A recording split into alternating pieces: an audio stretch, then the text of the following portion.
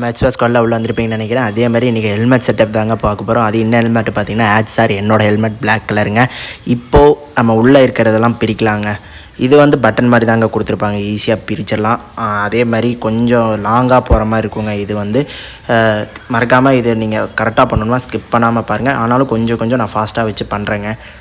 நீங்கள் பாருங்கள், ஃபஸ்ட்டு ஒன்று ஒன்றா கழட்டணும். இப்போ வந்து நான் உள்ளே இருக்கிற அந்த இதை வந்து கழட்டிகிட்ருக்கேங்க. கரெக்டாக ஹெட்டுக்கு வைக்கிற மாதிரி இருக்குங்க, அந்த பஞ்சு மாதிரி தான் இருக்கும், அதை கழட்டிட்டேங்க. அடுத்தது பார்த்திங்கன்னா இந்த சைடில் இருக்கும் பாருங்கள், இந்த சைடில் இருக்குது.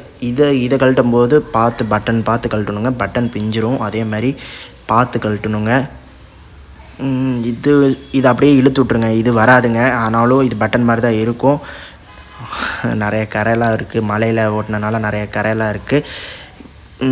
இது எடுத்தாச்சுங்க, கம்ப்ளீட்டாக முடிச்சாச்சு. அடுத்தது என்ன பார்த்திங்கன்னா நம்மளோட மைக்கை செட் பண்ணுறதாங்க. ஆல்ரெடி நான் செட் பண்ணியிருந்தேன். அதே மாதிரி இப்போ பார்த்தீங்கன்னா நான் என்ன மைக் யூஸ் பண்ணுறேன் பார்த்தீங்கன்னா பொயாக் கம்பெனி தான் யூஸ் பண்ணுறேன். அதில் எக்கச்சக்கமாக ஒயர் இருக்கும். அதை வந்து நம்ம இந்த மாதிரி டேப் வச்சு தாங்க கொஞ்சம் கொஞ்சமாக ஒட்டி, ஒயரில் கஷ்டப்பட்டு ஒட்டி மைக்கை கரெக்டாக ஹெல்மெட் அந்த வாய் வச்சு பேசுகிற இடத்த கிட்ட கரெக்டாக செட் பண்ணணுங்க. அதேமாரி நீங்கள் டபுள் சைட் டேப் வாங்கிக்கோங்க, அப்போ தான் யூஸ்ஃபுல்லாக இருக்கும். இது கம்ப்ளீட்டாக இப்போ முடிஞ்சிட்டு கிட்டத்தட்ட மைக்குக்கே கொஞ்சம் லேட் ஆகிடுச்சிங்க. அதே மாதிரி மைக்கை செட் பண்ணிக்கப்புறம் அதே மாதிரி பஞ்சை வந்து நம்ம அதே மாதிரி வச்சு நம்ம எப்படி ரிமூவ் பண்ணணுமோ அதே மாதிரி ரிமூவ் பண்ண மாதிரியே நம்ம ஃபிக்ஸ் பண்ணிடணுங்க.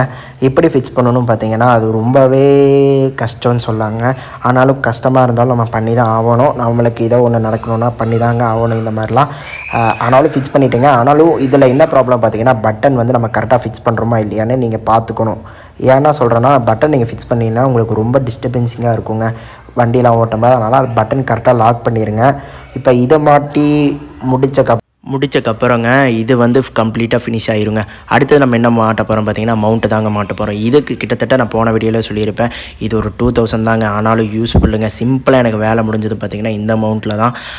இந்த மவுண்ட்டு பார்த்திங்கன்னா மாட்டுறதுக்கு எனக்கு ரொம்பவே ஈஸியாக இருந்துச்சு. எப்படியும் பார்த்திங்கன்னா இது வந்து ஒரு ப்ரெஷ் மாதிரிங்க, இழுத்து லாக் பண்ணால் மட்டும் போதுங்க, கரெக்டாக ஃபிக்ஸ் ஆகிடுச்சு பாருங்களேன். ரொம்பவே டைட்டாக இருந்துச்சுங்க, கிட்டத்தட்ட அது ஆடவே மாட்டேங்குது, அந்த அளவுக்கு ஃபிக்ஸ் ஆகிடுச்சுங்க. இந்த ப்ராடக்ட்டு நல்லாவே இருக்குங்க. தயவு செஞ்சு இந்த ப்ராடக்ட் வாங்கிக்கோங்க. இந்த ப்ராடக்ட் பேர் உங்களுக்கு தெரியணுமா நம்ம முன்னாடி ஒரு வீடியோ போட்டிருப்போம், அந்த வீடியோ போய் பாருங்கள், உங்களுக்கு தெரியும். அடுத்தது என்ன ப்ராடக்ட்டுன்னு பார்த்தீங்கன்னா நம்மளோட அடுத்த ப்ராடக்ட் என்னன்னு பார்த்தீங்கன்னா நம்மளோட கோப்ரோட கேஸ் தாங்க. இந்த கேஸ் பார்த்திங்கன்னா கொஞ்சம் ஒர்த்துன்னு சொன்னாங்க, அதனால தான் இதை வாங்கிக்கிட்டேன். கிட்டத்தட்ட கோப்ரோ வந்து எடுத்து லாக் பண்ணலாம் போனேன், ஆனாலும் லாக் ஆக மாட்டேங்குது. ஏன் லாக் ஆக மாட்டேங்குது எனக்கு தெரியலைங்க. அப்புறம் தான் தெரிஞ்சது இந்த சைடில் வந்து ஒரு கேஸ் போடுறதுக்கு முன்னாடி இது வந்து கிளிப்பு மாதிரி ஒன்று இருக்கும், அந்த கிளிப்பை கழட்டிடணுங்க. நம்ம பேட்டரிலாம் போடுறோம் பார்த்திங்களா, அந்த சைடில் அதை கழட்டிடணுங்க. கழட்டினதுக்கப்புறம் நம்ம கோப்ரோ ஃபிக்ஸ் பண்ணலாம் போகும்போது அது இப்போவுமே தெரிலங்க. ஏன்னா சைடில் இன்னொரு சைடில் ரிமூவ் பண்ணணுமாம்மா. இன்னொரு சைடில் ரிமூவ் பண்ணணும்னா லாக்கை வந்து எடுத்து விடணுமாம்மா. அந்த லாக்கை எடுத்து விட்டு தான் போட முடியும்னு சொன்னாங்க. அந்த லாக் இந்த சைடில் நான் பண்ணுறேன் பாருங்களேன்.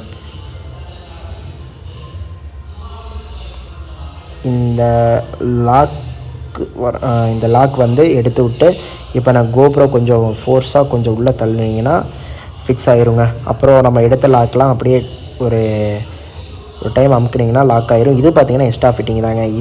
இது வந்து எதுக்குன்னா நம்ம லைட் ஃபோக்கஸ், நம்ம ஃபேஸ் நல்லா ஃபோக்கஸ் ஆகணும், லைட் ஃபிக்ஸ் பண்ணுறதுக்கு வந்து நம்மளுக்கு ஒரு இது மாதிரி கொடுத்துருப்பாங்க, கிளிப்பு மாதிரி. அந்த கிளிப்பு தாங்க இது.